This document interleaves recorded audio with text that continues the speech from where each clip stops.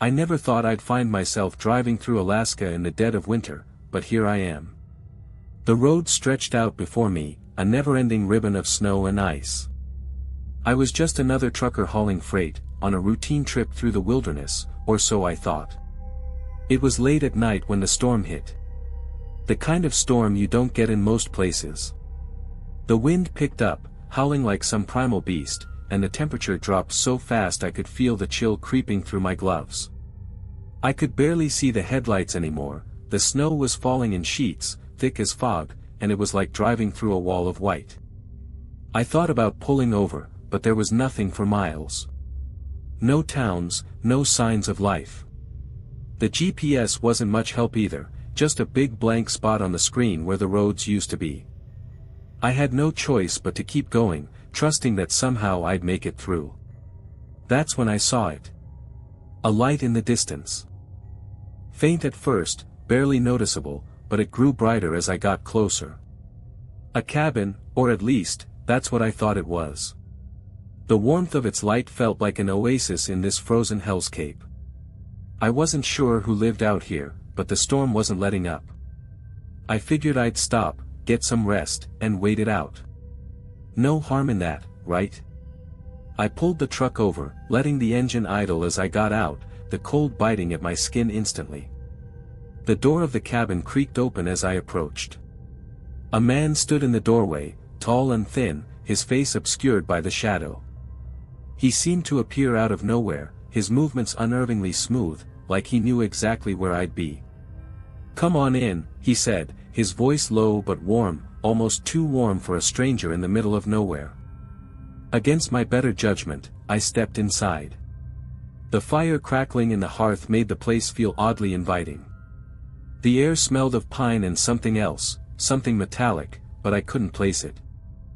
I took a seat by the fire, trying to ignore the unease building up in my chest. The man didn't say much at first. He just sat across from me, watching me with eyes that seemed to pierce right through me. "You're not from around here, are you?" he finally asked. "No," I said, my voice betraying the tension I felt. "I'm just passing through." "Well, you're lucky you found this place," he said, leaning forward slightly. "Most people don't make it through these storms." There was something about the way he said it, too casual, like he'd said it before. I couldn't shake the feeling that something was off, but the storm outside raged harder, and the warmth of the fire made it easy to forget. But then, as I sat there, I heard it. A distant thump, like something heavy hitting the floor above us. My heart skipped a beat, but the man didn't seem to notice. "Don't worry about that," he said, almost as if he'd read my mind. "It's just the house settling." But I didn't believe him. There was something in his tone, something in his eyes, that didn't sit right. And that thumping sound, it wasn't the house settling. It was something else. Something alive. My mind raced, my pulse quickened. I tried to calm myself, but the feeling of dread grew stronger, choking me in that dimly lit room. I wanted to leave, but the storm outside was so fierce now that I couldn't see a thing beyond the window. I was trapped. And that's when I noticed it. The strange shape in the corner of the room, partially obscured by the shadows. A large, bulky form, but it wasn't a chair or a piece of furniture. It moved. Just slightly, but enough for me to see. My breath caught in my throat.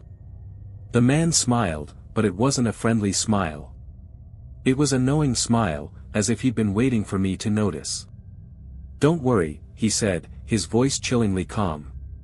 "You'll get used to it." I should have left. I should have run. But something told me it was already too late. I should have left when I had the chance. But the storm outside had become a roaring monster, a relentless beast that gnawed at the windows. The snow piled up in thick drifts, and the wind screamed like it was alive, trying to claw its way inside.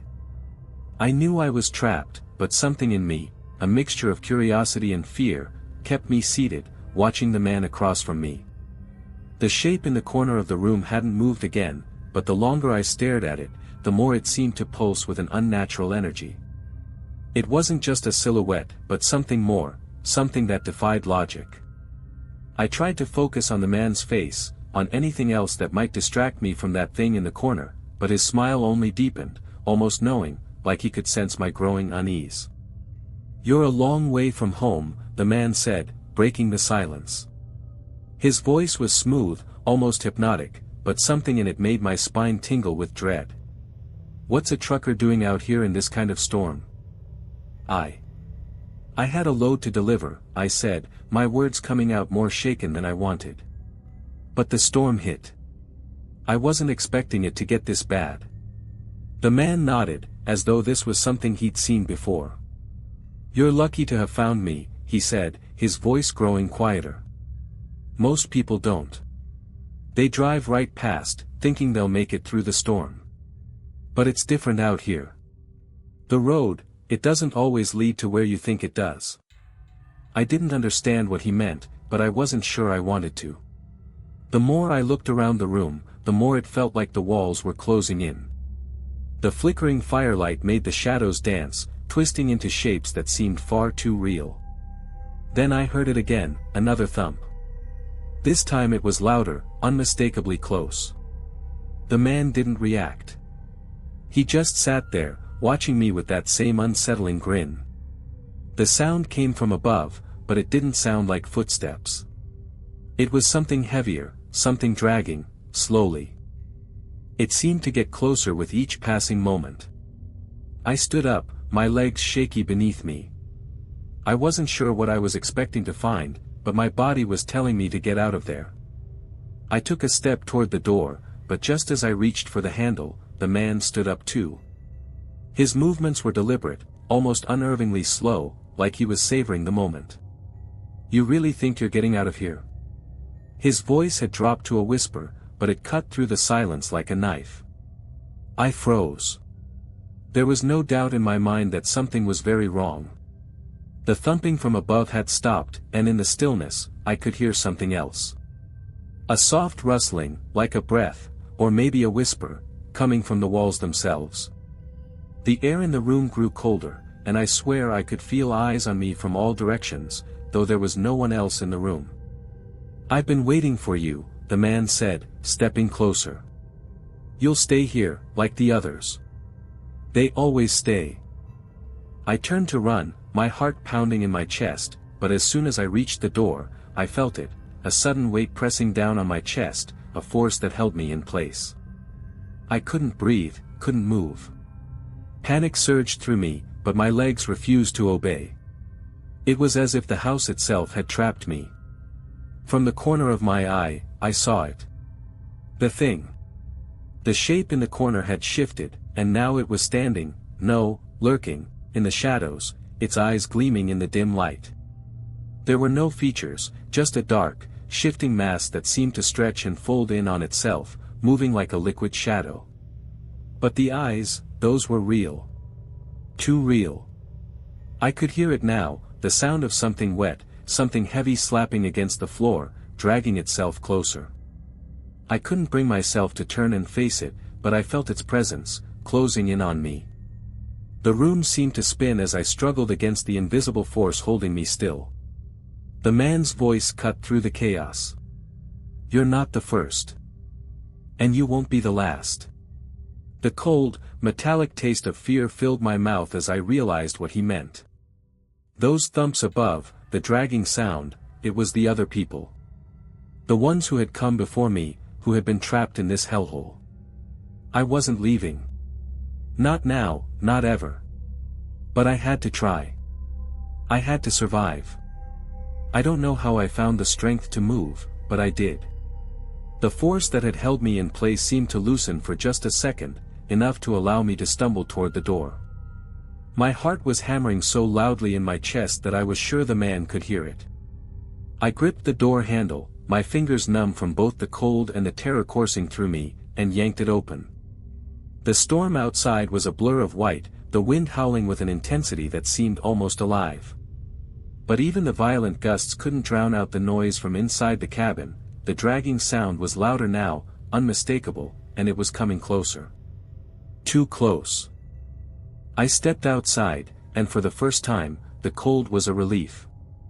It bit at my skin, but it was nothing compared to the suffocating air inside. I glanced over my shoulder, expecting to see the man in the doorway, maybe even chasing me. But there was nothing. Just the light from the cabin, casting a faint glow against the swirling snow. I didn't stop to think. I just ran. I had no idea where the road was, or if I'd even find it again. The storm had reduced visibility to almost nothing, and I could barely make out anything more than a few feet ahead. The air felt like it was trying to choke me, each breath a struggle. But I couldn't stop. I couldn't risk going back to that place. As I ran, I started hearing it again, faint, but unmistakable, the sound of dragging.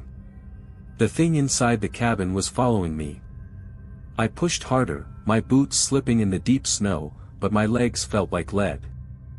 The wind cut through my jacket, and I could feel the icy sting of the snow against my face, but I didn't dare slow down. I had to get away. But that sound, it was getting louder, closer. I could hear the scrape of something heavy, wet, like a broken animal dragging itself through the snow. And then, for just a moment, I thought I heard a voice. A whisper, barely audible, carried on the wind. "Don't look back." It wasn't the man's voice. It was softer, older, almost like a woman's, but the words sent a shiver down my spine. I didn't look back. I couldn't. I ran for what felt like hours, though I knew it couldn't have been more than a few minutes. The cold was starting to numb my limbs, my breath coming in desperate gasps. I didn't know how much further I could go, but I couldn't stop. The thought of going back to that cabin, of facing whatever was behind me, was too much. And then, just as I was about to collapse, I saw it. A faint light, so faint I thought I might be hallucinating, but it was there, flickering in the distance.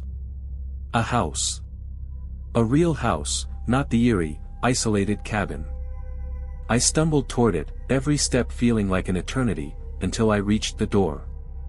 I didn't knock. I didn't wait. I just threw it open and stumbled inside. The warmth hit me like a wave. I gasped, my breath clouding in the air, but I didn't care. I was inside. I was safe. Or so I thought. The house was quiet. Too quiet. The kind of stillness that made my skin crawl. I looked around, trying to make sense of where I was, but everything seemed off. The furniture was old, but neatly arranged. It looked lived in, but there was no sign of anyone. That's when I heard the voice again. "You're safe now, but they'll come for you." I turned around so fast I almost tripped. But there was no one there. The house was empty, or so it seemed. But the voice, soft and low, echoed in my mind. It wasn't a warning, it was a promise. I didn't have time to think about it. I bolted for the door, but when I reached it, I stopped dead in my tracks. The outside was dark. No storm. No snow. Just an endless stretch of barren land, as if I had never left the cabin. My heart sank as the realization hit me. I hadn't escaped. The thing from the cabin, the thing that had been dragging itself behind me, it was here, just beyond the door.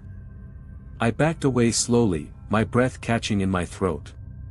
The door slammed shut on its own, locking me inside. And that's when I saw it. A shadow, moving just outside the window.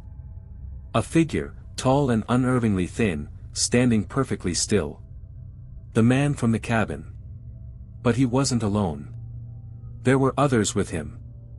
I could see their eyes, glowing faintly in the darkness, and for a moment, I thought they were watching me, waiting for me to make a move. But I didn't move. I couldn't. I was trapped.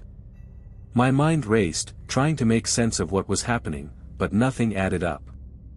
The house I'd found myself in, the empty feeling that clung to every corner, it all felt wrong.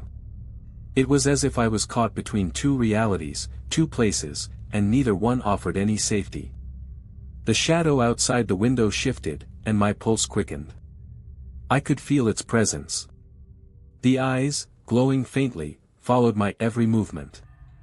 I backed away from the window, but every inch I moved seemed to draw the shadows closer, like they were closing in on me from all sides. I couldn't breathe. The walls of the house felt like they were pressing in, and the silence was deafening. There was no sound, no wind, no storm. Just the eerie stillness, the sense that something was waiting for me, something that had been waiting for a long time. I turned around, looking for an escape, but there was nothing. No other door, no windows that led anywhere but into the dark wilderness outside. The only thing in this place was the creeping sense of dread that weighed on my chest. "They'll come for you." The voice echoed in my mind again, and I froze. It was the same voice from before, soft but insistent, like a whisper in the back of my skull. But this time, I wasn't sure where it was coming from. It wasn't just in my head anymore, it was in the room with me, swirling around like smoke. I backed up toward the far wall, trying to steady my breathing, but it was useless. My heart was pounding in my chest, too loud, too fast. The cold sweat on my skin chilled me to the bone, and every part of me screamed that I needed to get out, now. But there was no way out. That's when I saw it. The door that I had just closed, the one I thought had locked behind me, was slowly opening. Not by itself, but by some unseen force. The door creaked as it swung inward, and I could hear the faint shuffle of footsteps outside. I didn't have to see the man to know he was there. I could feel him, feel them, just beyond the door. Their presence hung in the air like a dark cloud, suffocating everything it touched. The others. The ones that had come before me. The ones who had never left. The footsteps stopped. For a long moment, there was only silence. No wind, no storm, no sounds of life. Just an oppressive stillness that felt like it was crushing me from all sides. I knew they were waiting. Waiting for me to do something, anything, that would give them a reason to step inside. But I didn't move. I couldn't.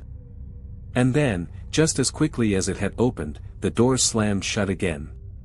The sound echoed through the house, shaking the walls, rattling my bones. The silence that followed was even worse, the weight of it pressing in on me like the walls themselves were closing in. I heard the voice again, but this time, it was closer. It was right behind me. "You can't escape. None of you ever do." I spun around, but there was no one there. Nothing but the cold, empty space of the house.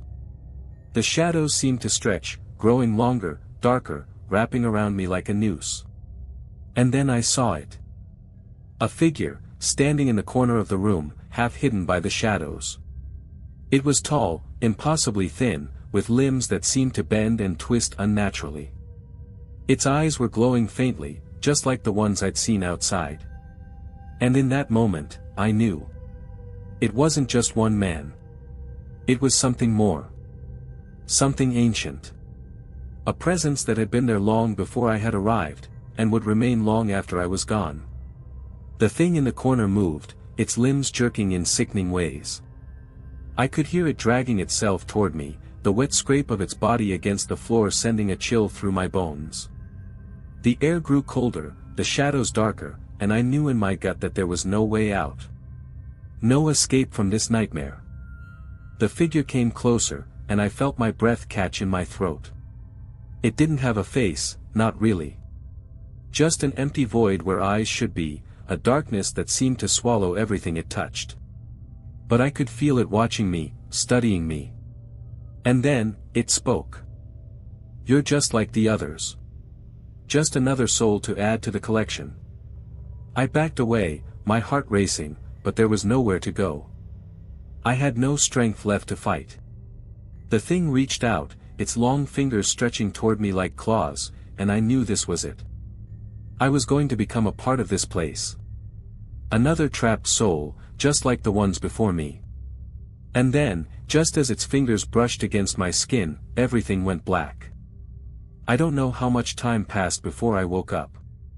When I opened my eyes, everything was pitch dark, absolute blackness. For a moment, I thought I was dead, caught in some twisted nightmare that had no end. But then I heard something. A faint sound, like breathing. Ragged and shallow, but real. I shot upright, my heart slamming against my chest. The cold hit me like a wave, but it wasn't the same cold as the outside storm. It was deeper, an unnatural chill that seemed to seep into my bones and freeze them from the inside out. I reached out, my hands shaking as I tried to orient myself. The walls felt too close. I was cramped, confined, as if the room I was in had somehow shrunk around me. I ran my fingers across the surface, trying to find something, anything, that would tell me where I was. My fingertips brushed something rough and metallic, and I gasped. It was a door. I scrambled to my feet, panic surging through me. I fumbled for the handle, my breath coming faster now, as I threw the door open. But when I stepped outside, I didn't find the storm. I didn't find the house. I was back in the cabin. The same damn cabin. The one I had thought I'd escaped from. The same one I had stumbled into that first night, thinking I had found a safe haven. But now it was different. The air was thick with the smell of decay, of rot. The fire in the hearth was dead, leaving only cold ashes behind. The walls were stained, streaked with something I couldn't identify. And there, standing in the corner, was the same figure. The one with glowing eyes. But it wasn't just standing there now. It was watching me, its head tilted to one side, as if it was, waiting. For what, I wasn't sure. But I knew one thing, this wasn't just some figment of my imagination. It was real. And it had been here longer than I had. I backed away, trying to make sense of what was happening, but the more I looked around, the more everything blurred together. The door I had opened before, the one I thought had led me to safety, it was gone now, replaced by the same wall I had seen earlier. The windows were covered in frost, and I couldn't see outside anymore. Then, I heard it again. The dragging sound. It came from behind me, the unmistakable scrape of something heavy being dragged across the floor. I whipped around, my breath catching in my throat, but there was nothing there. Nothing but the shadows. But I knew it wasn't nothing. I could feel them, watching me, always watching, from the edges of my vision, from the corners of the room. I tried to step forward, but my legs wouldn't cooperate. My knees buckled, and I fell to the floor, my mind struggling to hold on to any shred of reality. The voice came again, soft and low. You shouldn't have come here. You never should have come here. I pressed my hands to my ears, trying to drown out the sound, but it was impossible. The voice was inside me now, a part of my own thoughts, a twisted echo of everything I had feared. And then, the thing in the corner moved. Slowly at first, its limbs bending and stretching in ways that were inhuman. It dragged itself forward, its body a mass of shadow and twisting limbs. Its eyes gleamed brighter now, brighter than before, and as it got closer, I could feel its cold, suffocating presence wrapping around me like a vice. I couldn't move. I couldn't scream. It was as if the cabin itself had sealed me in, trapping me in this nightmare with whatever it was that had been waiting for me. The figure stopped just in front of me, its eyes staring into mine. I could feel my heart racing, my breath coming in short gasps. The thing reached out, its long, twisted fingers grazing the air just inches from my face. I couldn't look away. I couldn't do anything except sit there, paralyzed by the terror that seemed to seep into my soul. You're one of us now. The words weren't spoken aloud. They were felt. They vibrated in my mind, thrumming through every part of me. The truth that had been building all along. That I wasn't just a visitor here. I had become a part of this place, a part of the darkness that haunted it. I was never leaving. The shadow reached forward, and everything went dark. I woke again, but this time, I wasn't in the cabin. I wasn't anywhere familiar. The air was still cold, but it felt different, heavier. As I tried to stand, I noticed the darkness surrounding me wasn't the same as before. It was a deep, empty void. There were no walls. No floor. Just an endless, oppressive blackness. And then I heard them. The whispers. The voices of the others. The ones who had come before me. You'll never leave. We're all trapped here. Join us. We're waiting for you. I didn't know if they were real or if it was all just in my head, but I couldn't escape them. The darkness, the cold, the voices, they were a part of me now. I was part of them. I had joined the others. We were all waiting for the next one to come. I don't know how long it's been. Time doesn't seem to matter here anymore. The void I'm in doesn't follow the rules of the world I once knew. The seconds and minutes bleed together, stretching endlessly. I've stopped counting. But I know one thing for sure, I'm not alone. The voices are always there now, filling the space around me like a thick fog. They whisper in tones that range from comforting to threatening, though their meanings blur together in this dark expanse. They call to me, urging me to join them, to accept the inevitable. It's your turn now. You'll stay forever, like the others. We all stay. I can feel them, moving around me, their cold, unrelenting presence pressing against my skin. I no longer try to fight it. There's no point. The fear is gone, replaced by a suffocating sense of inevitability. There's nothing left to do except wait for whatever comes next. Every now and then, I think I can hear something, footsteps, dragging across the floor. But when I turn to look, there's nothing there. Just the endless black. But I know what it is. I know what's waiting. It's the same thing that had been in the cabin with me, the same thing that had followed me into the house, the same thing that had reached out to claim me.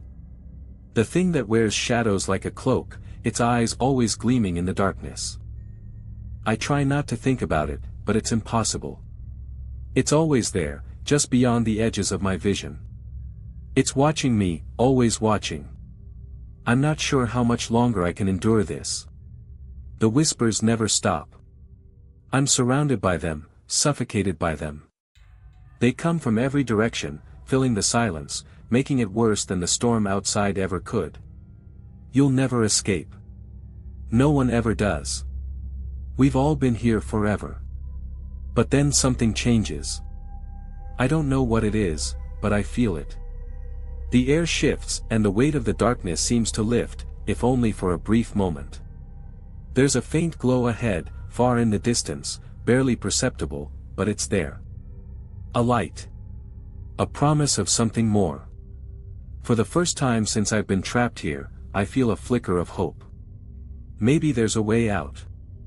Maybe I can escape this nightmare. But even as the thought crosses my mind, I hear it, the dragging. Closer now, faster, relentless. I spin around, my heart in my throat.